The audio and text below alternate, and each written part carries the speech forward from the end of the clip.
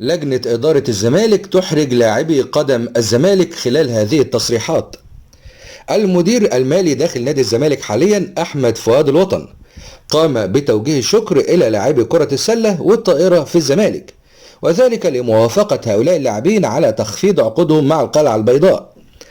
أحمد فؤاد الوطن خلال تصريحاته تمنى أن يصل مدلول هذه الرسالة إلى جميع اللاعبين في القلعة البيضاء في جميع الألعاب، خاصة وأن روح التكاتف والوقوف خلف الكيان في مثل هذه الظروف فرض على الجميع. وأضاف أحمد فؤاد الوطن في تصريحاته أن الكل أثبت بالأفعال لا بالأقوال أنهم مع الزمالك وخلف الكيان لضمان الحفاظ على حقوق اللاعبين وحقوق النادي في آن واحد. وأشار أيضا إلى عدم وجود صعوبة من اللاعبين أثناء التفاوض معهم على تخفيض العقود، وما حدث رسالة مهمة جدا، وتم دليل على الروح الرياضية الجديدة والعهد الجديد الذي يشهده النادي بالفترة الحالية وسيشهده خلال الفترة القادمة بمشيئة الله.